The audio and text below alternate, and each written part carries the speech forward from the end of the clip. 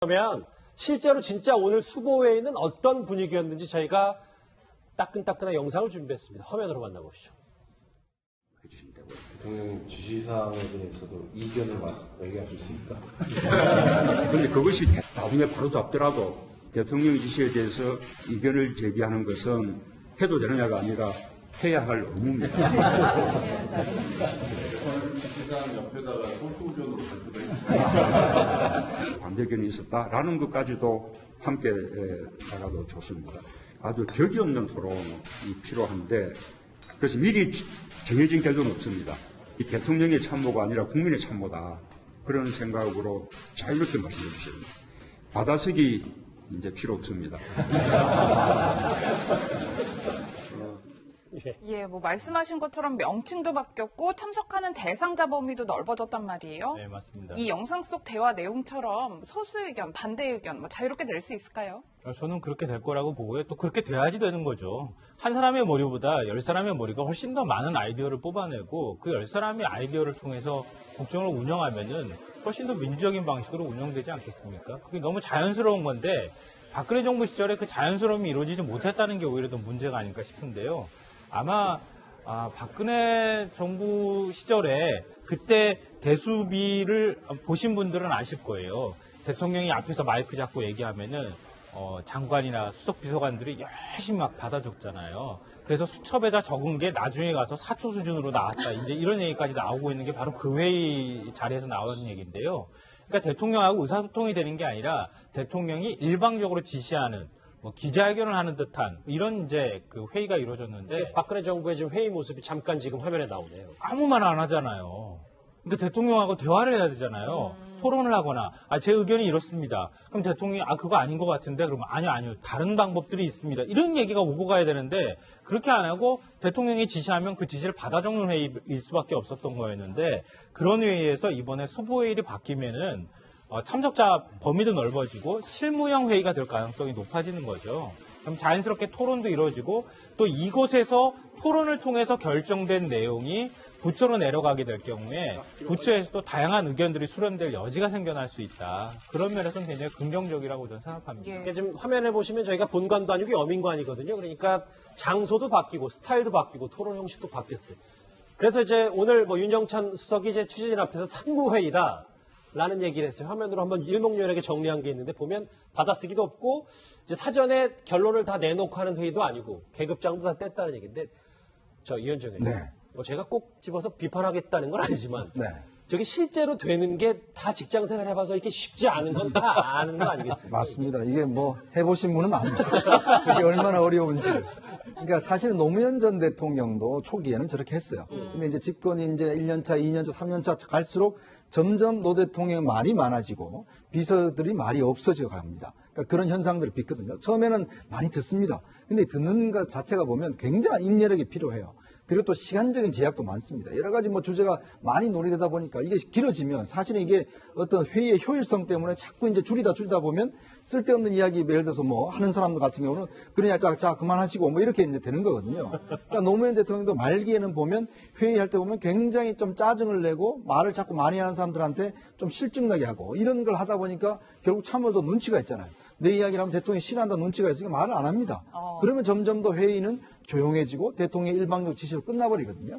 그러니까 항상 시작은 저렇게 좋습니다. 그렇지만 저게 이제 과연 5년에 가는가? 그거는 제가 볼 때는 아마 문재인 대통령의 인내력에 좀 달려 있는 것 같아요. 회의가 너무 회의적이신 거 아닙니까? 그러니까 예를 들어서 회의를 주재하시는 분이 인내력이 정말 있어야 됩니다. 그러니까 어떤 이야기든지 들어줄 수 있는 인내력이 있어야 되고 그것에 대해서 이제 할 수 있는 뭔가 좀 이렇게 정리할 수 있는 능력이 있어야 되는데 저 많은 참모들이 한마디만 해보십시오. 시간 자체가 얼마나 걸리겠습니까? 그렇기 때문에 저런 회의 자체가 물론 시작은 굉장히 좋습니다. 왜냐? 결론부터 이야기 안 한다는 건 옛날에는 딱 대통령이 이야기하면 그게 가이드라인이에요. 더 이상 이야기할 수가 없습니다. 근데 지금은 이제 결론을 대통령이 마지막에 낸다는 것이거든요. 그러니까 그런 회의 자체 형식은 정말 좋지만 저거 자체가 이제 효율성을 가지기 위해서는 앞으로 아마 대통령의 많은 인내력과 또 참모들도 상당히 준비를 많이 해서 정제된 이야기를 할 필요가 있습니다. 문 대통령에게 달렸다 이런 제가 화면을 보면서 오게티 하나를 발견했습니다. 뭐냐면 대통령이 자켓을 벗고 넥타이를 풀으니까 거기 참석한 전원이 다 넥타이 풀고 셔츠 차림으로 자켓은 다 의자에 걸었어요. 그러니까 저것도 너무 천편일률적이지 않나요? 그러니까 뭐 넥타이 맨 사람도 있을 수 있는 거고. 아니, 문 열자마자 아무나 다 넥타이 벗고 이래야 되는 겁니까? 예, 그건 또 아니고. 그러니까요. 그러니까 사전에 공지를 한 거죠. 그러니까 이제 그거 지침에 따라서 이제 저렇게 이제 입고 온 건데, 그러니까 저것도 사실은 이제 깨져야 되죠. 어떤 사람은 뭐 추우면 자켓 입고 올 수도 있는 거 아닙니까? 그렇기 때문에 제가 발견한 오늘의 오게티였습니다. 알겠습니다. 자, 예전에 박근혜 전 대통령이 대면 보고 필요하세요라고 기자회견 때 그런 얘기 했잖아요. 그러고 난 다음에 청와대에서 티타임 같은 거 가는 장면이 국민들한테 공개되기도 하고 기억납니다. 그랬었어요. 예. 같이 얼굴 보면서 우리도 대화 같은 거 하는 거거든 이렇게. 근데 너무 지나치게 보여지기 식으로 안 했으면 좋겠고요. 뭐 또 하나 교훈이 있잖아요. 송민순 전 장관의 회고록 문제. 이거 서로 의사소통이 안 돼가지고 나는 그때 다 정리됐다고 생각하는데 끝까지 나는 정리 안 됐다고 얘기했잖아요. 근데 이런 거 가지고도 사실은 회의의 결론을 내는 작업도 굉장히 좀 어려운 것이다. 근데 그런 기록을 잘 남겨서 나중에 또 여러 가지 논란거리 안 만들었으면 좋겠습니다. 예. 결국은 뭐 산모회의든 뭐든 형식보다는 앞으로 나올 정책과 내용이 중요한 거니까요. 국민들이 한번 잘 지켜보도록 하고요. 사실 어제에 이어 지금 이 시각에도 국회에서는 이낙연 총리 후보자에 대한 인사청문회가 진행되고 있습니다. 어제 핵심 논란은 이거였는데 그 목소리부터 한번 들어보시죠. 처참합니다. 제가 왜 좀 더 간섭을 하지 못했던가 하는 후회도 되고요. 아주 어리석은 생각에 그런 일이 저질러졌구나. 뒤늦게 왜 그런 엉터리 같은 생각을 했느냐고 다그쳤더니 몹시 후회하면서 그런 얘기를 했습니다. 뭐 위장 전입 관련된 이제 지적을 하고 계신데 저희는 문자 폭탄 이야기를 좀 해보고 싶은데 이게 무슨 얘기인가요? 그렇습니다. 아마 혹시 들어보셨습니까? 천상클럽이라고. 지난 그 대선 기간 동안 그 문재인 후보에 대해서 어떤 그 비판적인 얘기를 했을 때에 문재인 후보 지지층이 그 상대방 그 비판하는 측에 특히 국회의원들한테 문자 폭탄을 보내서 받은 문자가 1000개 이상이 가입된 국회의원 클럽을 천상클럽이라고 했는데 대선이 끝나고는 그것이 없어졌나 했는데 이번 이 청문회에 다시 들어갔다라고 해서 상당히 그 논란이 되고 있는데요. 어제 같은 경우에 그 야당으로서는 사실 각을 세울 수밖에 없었는데 자유한국당의 박명재 의원을 비롯해서 그 국민의당 같은 경우에도 의원님들이 상당히 이런 부분에 대해서 하는데 실제로 이런 부분이 개인적인 어떤 그 차원에서 보냈다라고 하면은 어떻게 보면 의사 표현의 자유라고 할 수도 있을지 모르겠지만 이것이 조직적으로 해서 이와 같은 그 청문회 업무를 하는 분한테 문자를 보내서 그 어떤 비판을 하지 못하겠다라고 한다면은 경우에 따라서는 위계에 의한 업무 방해가 될 수도 있습니다. 법적으로도 문제가 있는 그렇습니다. 그렇기 때문에 왜냐하면 진행하는 과정에 문자가 계속 와서 도대체 이걸 못하겠다고 할 정도가 아닙니까? 그렇기 때문에 이런 부분에 있어서는 어떻게 보면은 따뜻한 시선도 그 비판적인 시선도 필요하고 따뜻한 시선도 필요한데 이 부분에 대해서 차분히 어떻게 보면 국회의원들이 어떤 공방을 벌이는 그 과정을 어떻게 지켜보는 그런 어떤 성숙한 자세가 필요한 것이 아닌가 싶습니다. 오늘 저는 사실 반론이 있습니다. 이게 뭐냐면은요, 그러니까 너무 비난성 문자를 보내거나 이것도 그 국회의원이 정당한 주장을 하거나 정당한 방식으로 지적을 하는 것까지 그걸 너무 지나치게 비난하는 것은 저도 바람직하지 않다고 생각하는데요. 저 문자들이 많이 들어온다는 얘기는 좀 크게 넓게 생각하면 국민들이 지금 정치 참여에 대한 욕구가 엄청나게 많다. 그러니까 어떤 문제들을 볼 때 그걸 참지 않고 그대로 그냥 표출하고 있다고도 볼 수 있고요. 근데 이게 여기 이런 자리에서 표출이 돼서 그렇지 저는 오히려 앞으로 국민들이 국정 운영하는 데라든가 국회 운영하는 데 있어서 뭔가 국회의원들이 잘못하고 그러면은 진짜 이렇게 무시무시하게 문자 폭탄도 좀 보내주고 그 댓글도 좀 많이 남겨가지고 국회의원들이 한번 위임받은 권력이라고 해서 마음대로 행사하지 못하도록 그러니까 국민들을 계속 의식하면서 정치할 수 있도록 해주는 것도 한 방법이다. 근데 너무 지나치면 안 되지만 이게 잘못이라는 게 본인이 이제 주관적으로 생각하는 거면 청문회 업무에 진짜 마비가 되면 그 받는 사람 입장에서는 좀 많이 억울할 수도 있는 부분은 아니겠어요? 그러니까 그 큰 틀 안에서 국민들이 정치 참여 욕구가 표출되는 것 자체가 무조건 나쁘다고 생각하지는 않는다는 것이고요. 예. 그런 과정에서 이게 적절한 질문을 하거나 아니면 적당한 어떤 문제 제기를 했을 때까지 너무 지나치게 하는 것은 문제가 있지만 그걸 또 너무 이런 걸 하면 안 됩니다라고 하는 것도 저는 또 나쁘다고 생각하기 때문에 그런데 뭐 이런 현상은 앞으로도 계속 이어질 겁니다. 아마 그러니까 국민들이 굉장히 그야말로 이제 주권의식이 높아졌기 때문에 적극적으로 의사표명들을 이제 할 거라고 그래요. 그런데다가 할 거라고 생각을 해요. 게다가 뭐 표창원 의원이 사실 지난번에 다 이 의원들 휴대폰 번호를 공개를 하는 바람에 더욱더 이게 지금 이제 용이해져 버린 이제 그런 그 상황이죠. 자, 그런데 그럼에도 불구하고 이 좀 정제되지 않은 표현들, 그러니까 특히 욕설을 막 보내고 이러는 것은 정말 문제입니다. 그래서 이런 거 보내는 분들은 좀 앞으로 좀 많이 좀 자제를 해주시길 좀 당부를 드립니다. 조금씩 이제 뭐 세 분의 전문가들의 의견이 조금씩은 다른데 오늘 자유한국당 박명재 의원은 문자폭탄으로 욕을 하도 먹어서 배가 부르다 뭐 이런 청문회에서 얘기까지 했습니다. 그 목소리와 함께 이낙연 후보자의 목소리도 연이어서 들어보시죠. 밤새 잘 주무셨습니까? 예. 마찬가지겠습니다만 밤새 그 문자 폭탄에 시달려가지고 욕은 하도 많이 얻어먹어서 배가 좀 부르는 그런 실정입니다. 당신 아들은 어떠냐는데 뭐 사실 저와 저 두 아들은 현역 복무 만기제 됐습니다. 부럽습니다. 이렇게 얘기하는 것이 지금 소위 21세기 민주주의 시대 청문위원들이 겪고 있는 실상이기도 합니다. 뭐 표현의 자유는 누구에게나 있으나 그러나 또 상대의 표현의 자유도 존중해 주시는 생각을 가져주셨으면 좋겠습니다. 우리 의정활동의 일부는 그 나름대로 존중받아야 한다 이렇게 생각합니다. 자제해달라는. 예. 네, 이낙연 후보자 입장에서는 좀 곤혹스러운 면도 있을 것 같아요.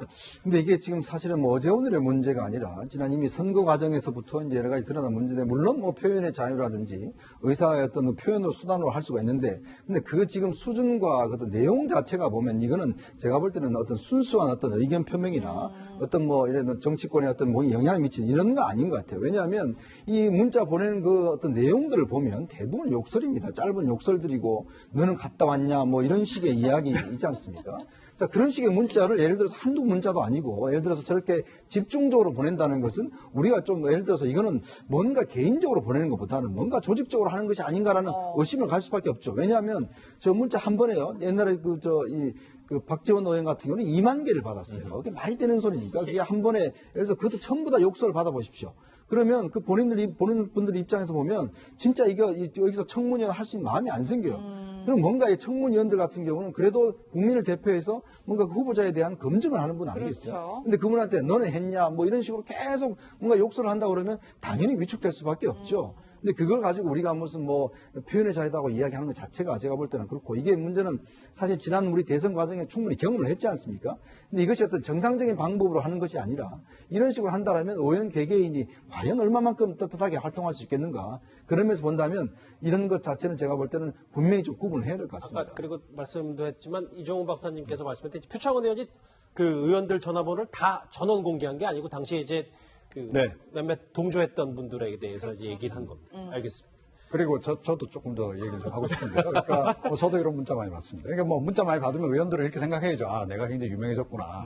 그렇게 일단 기본적으로 생각하시는 게 좋고 욕설에 대해서는 저는 뭐 저 같은 경우는 적극적으로 저는 문제 제기를 해요. 그 보낸 사람에게 문제 제기를 하고 뭐 필요하다면 법적 조치도 취하면 되는 거죠. 이건 명예훼손에 해당하는 거기 때문에 그런 것이 좀 필요하다고 생각이 되고 정제되어야 되는 건 확실하다. 예. 그렇게 좀 생각을 합니다. 알겠습니다.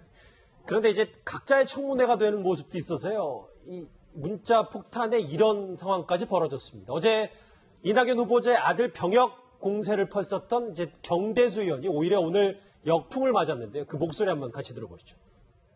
의원님 제게 수많은 문자를 보내주셨습니다. 질타를 계속하고 있으신데요.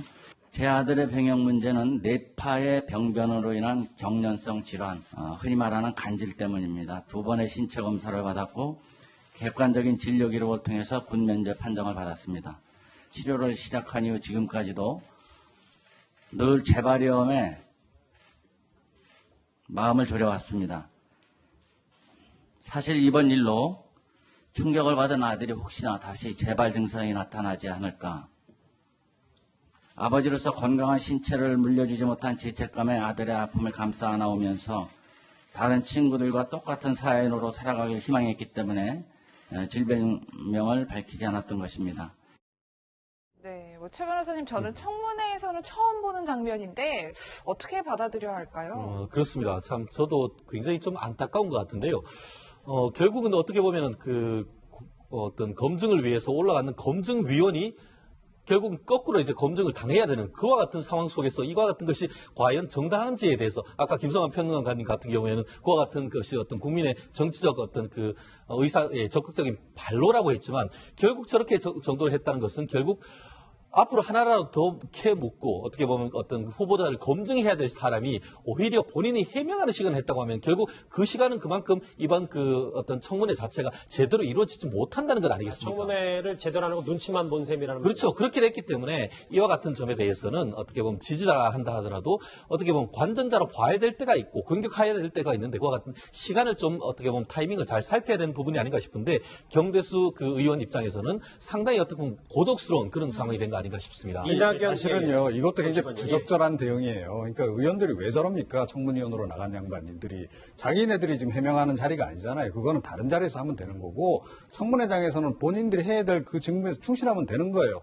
그리고, 아니, 뭐, 조금 전에 이제 말씀하시는 와중에 뭐 저런 것 때문에 이제 의원들이 위축된다 그러는데 위축되면 안 되죠. 왜 위축이 됩니까? 저는 오히려 그런 그 악성 막 그 문자 댓글 막 오고 욕설하고 그러면 오히려 전투 의지가 막 불타오르는데 예. 그래서 아니 제가 지금 드리는 말씀은 예. 공직자로서 저거는 국회의원으로서 저게는 올바른 자세가 아니다라고 하는 걸 제가 지금 말씀드리는 겁니다. 저도 짧게 한마디를 해야 될 말씀하십시오. 것 같아요. 왜냐하면 제가 정 반대편에 서서 지금 말씀을 드린 것 같은데 저는 국민들이 국회의원들한테 말과 행동이 똑같아야 된다라고 얘기하고 있는 거라고 봐요.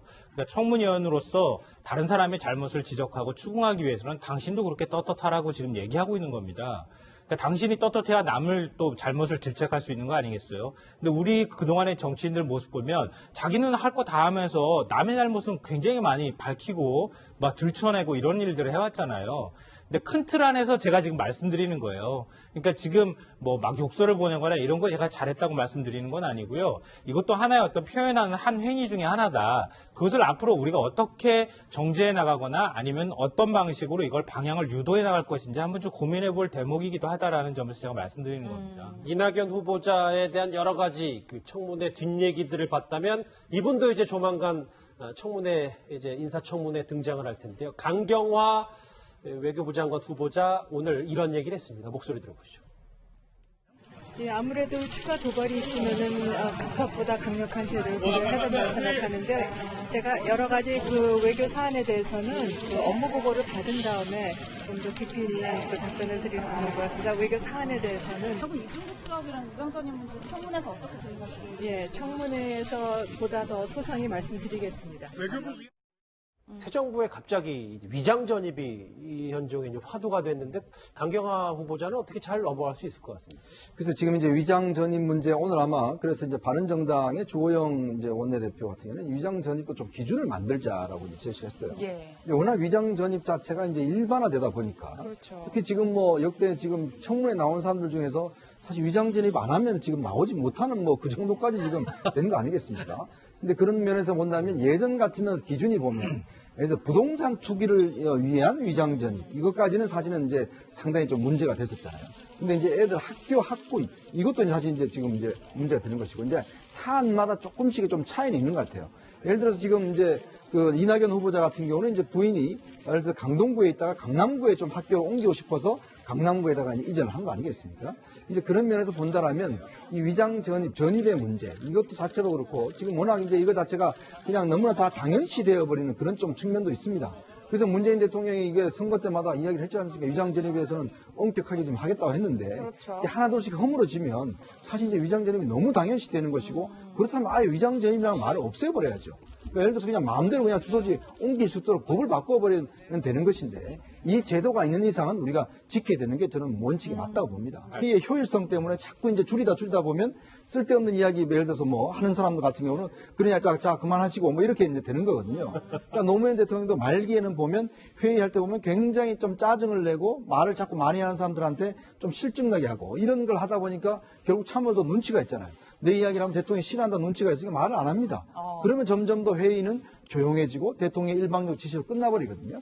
그러니까 항상 시작은 저렇게 좋습니다. 그렇지만 저게 이제 과연 5년에 가는가? 그거는 제가 볼 때는 아마 문재인 대통령의 인내력에 좀 달려 있는 것 같아요. 회의가 너무 회의적이신 거 아닙니까? 아니, 그러니까 예를 들어서 회의를 주재하시는 분이 인내력이 정말 있어야 되는 거예요. 그러니까 어떤 이야기든지 들어줄 수 있는 인내력이 있어야 되고 그것에 대해서 이제 할 수 있는 뭔가 좀 이렇게 정리할 수 있는 능력이 있어야 되는데 저 많은 참모들이 한마디만 해보십시오. 시간 자체가 얼마나 걸리겠습니까? 그렇기 때문에 저런 회의 자체가 물론 시작은 굉장히 좋습니다. 왜냐 결론부터 이야기 안 한다는 건 옛날에는 딱 대통령이 이야기하면 그게 가이드라인이에요. 더 이상 이야기할 수가 없습니다. 근데 지금은 이제 결론을 대통령이 마지막에 낸다는 것이거든요. 그러니까 그런 회의 자체 형식은 정말 좋지만 저것 자체가 이제 효율성을 가지기 위해서는 앞으로 아마 대통령의 많은 인내력과 또 참모들도 상당히 준비를 많이 해서 정제된 이야기를 할 필요가 있습니다. 문 대통령에게 달렸다 이런 근데 제가 화면을 보면서 오게티 하나를 발견했습니다. 뭐냐면 대통령이 자켓을 벗고 넥타이를 풀으니까 거기 참석한 전원이 다 넥타이 풀고 셔츠 차림으로 저 자켓은 다 의자에 걸었어요.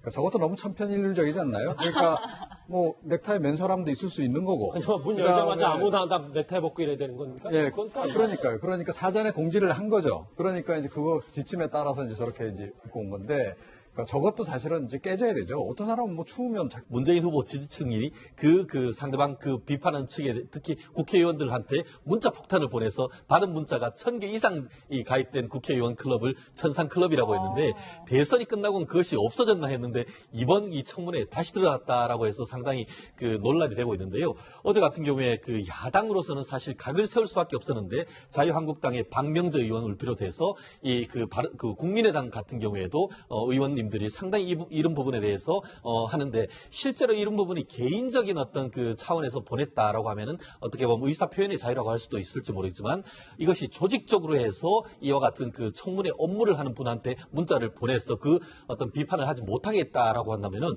경우에 따라서는 위계에 의한 업무 방해가 될 수도 있습니다. 법적으로도 문제가 있는 그렇습니다. 그렇기 때문에 왜냐하면 진행하는 과정에 문자가 계속 와서 도대체 이걸 못하겠다고 할 정도가 아닙니까? 그렇기 때문에 이런 부분에 있어서는 어떻게 보면은 따뜻한 시선도 그 비판적인 시선도 필요하고 따뜻한 시선도 필요한데 이 부분에 대해서 차분히 어떻게 보면 국회의원들이 어떤 공방을 벌이는 그 과정을 어떻게 지켜보는 그런 어떤 성숙한 자세가 필요한 것이 아닌가 싶습니다. 오늘 저는 살짝 반론이 있습니다. 이게 뭐냐면요, 그러니까 너무 비난성 문자를 보내거나 이것도 그 국회의원이 정당한 주장을 하거나 정당한 방식으로 지적을 하는 것까지 그걸 너무 지나치게 비난하는 것은 저도 바람직하지 않다고 생각하는데요. 저 문자들이 많이 들어온다는 얘기는 좀 크게 넓게 생각하면 국민들이 지금 정치 참여에 대한 욕구가 엄청나게 많다. 그러니까 어떤 문제들을 볼 때 그걸 참지 않고 그대로 그냥 표출하고 있다고도 볼 수 있고요. 이게 여기 이런 자리에서 표출이 돼서 그렇지 저는 오히려 앞으로 국민들이 국정 입고 올 수도 있는 거 아닙니까? 그렇기 때문에 제가 발견한 오늘의 오게티였습니다. 알겠습니다. 예전에 박근혜 전 대통령이 그 대면 보고 필요하세요라고 기자회견 때 그런 얘기 했잖아요. 그러고 난 다음에 청와대에서 티타임 같은 거 가는 장면이 국민들한테 공개되기도 하고 그랬었어요. 예. 같이 얼굴 보면서 우리도 대화 같은 거 하는 거거든. 이렇게. 근데 너무 지나치게 보여지기 식으로 안 했으면 좋겠고요. 뭐 또 하나 교훈이 있잖아요. 송민순 전 장관의 회고록 문제. 이거 서로 의사소통이 안 돼가지고 나는 그때 다 정리됐다고 생각하는데 끝까지 나는 정리 안 됐다고 얘기했잖아요. 근데 이런 거 가지고도 사실은 회의의 결론을 내는 작업도 굉장히 좀 어려운 것이다. 근데 그런 기록을 잘 남겨서 나중에 또 여러 가지 논란거리 안 만들었으면 좋겠습니다. 결국은 뭐 산모회의든 뭐든 형식보다는 앞으로 나올 정책과 내용이 중요한 거니까요. 국민들이 한번 잘 지켜보도록 하고요. 사실 어제에 이어 지금 이 시각에도 국회에서는 이낙연 총리 후보자에 대한 인사청문회가 진행되고 있습니다. 어제 핵심 논란은 이거였는데 그 목소리부터 한번 들어보시죠. 처참합니다. 제가 왜 좀 더 간섭을 하지 못했던가 하는 후회도 되고요. 아주 그 어리석은 생각에 그런 일이 저질러졌구나. 뒤늦게 왜 그런 엉터리 같은 생각을 했느냐고 다그쳤더니 몹시 후회하면서 그런 얘기를 했습니다. 뭐 위장 전입 관련된 이제 지적을 하고 계신데 저희는 문자 폭탄 이야기를 좀 해보고 싶은데 이게 무슨 얘기인가요? 그렇습니다. 아마 혹시 들어보셨습니까? 천상클럽이라고.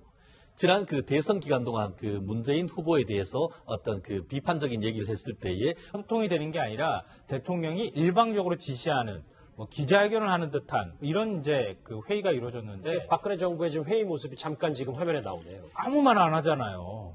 그러니까 대통령하고 대화를 해야 되잖아요. 토론을 하거나 제 의견이 이렇습니다. 그럼 대통령이 그거 아닌 것 같은데 그러면 아니요 다른 방법들이 있습니다. 이런 얘기가 오고 가야 되는데 그렇게 안 하고 대통령이 지시하면 그 지시를 받아 적는 회의일 수밖에 없었던 거였는데 그런 회의에서 이번에 수보회의를 바뀌면은 참석자 범위도 넓어지고 실무형 회의가 될 가능성이 높아지는 거죠. 그럼 자연스럽게 토론도 이루어지고 또 이곳에서 토론을 통해서 결정된 내용이 부처로 내려가게 될 경우에 부처에서 또 다양한 의견들이 수렴될 여지가 생겨날 수 있다. 그런 면에서는 굉장히 긍정적이라고 저는 생각합니다. 그러니까 지금 화면에 보시면 저희가 본관도 아니고 어민관이거든요. 그러니까 장소도 바뀌고 스타일도 바뀌고 토론 형식도 바뀌었어요. 그래서 이제 오늘 뭐 윤영찬 수석이 이제 취재진 앞에서 산무회의다. 라는 얘기를 했어요. 화면으로 한번 일목요연하게 정리한 게 있는데 보면 받아쓰기도 없고 이제 사전에 결론을 다 내놓고 하는 회의도 아니고 계급장도 다 뗐다는 얘기인데 저 이현정 의원 네. 뭐 제가 꼭 집어서 비판하겠다는 건 아니지만 네. 저게 실제로 되는 게 다 직장생활 해봐서 이렇게 쉽지 않은 건 다 아는 거 아니겠습니까? 맞습니다. 이게 뭐 해보신 분은 압니다. 그게 얼마나 어려운지. 그러니까 사실은 노무현 전 대통령도 초기에는 저렇게 했어요. 근데 이제 집권이 이제 1년차, 2년차, 3년차 갈수록 점점 노 대통령의 말이 많아지고 비서들이 말이 없어져 갑니다. 그러니까 그런 현상들을 빚거든요. 처음에는 많이 듣습니다. 근데 듣는 것 자체가 보면 굉장한 인내력이 필요해요. 그리고 또 시간적인 제약도 많습니다. 여러 가지 뭐 주제가 많이 논의되다 보니까 이게 길어지면 사실은 이게 어떤 그러면 실제로 진짜 오늘 수보회의는 어떤 분위기였는지 저희가 따끈따끈한 영상을 준비했습니다. 화면으로 만나보시죠. 대통령 지시사항에 대해서도 이견을 얘기할 수 있습니까? 그런데 그것이 나중에 바로 잡더라도 대통령 지시에 대해서 이견을 제기하는 것은 해도 되느냐가 아니라 해야 할 의무입니다.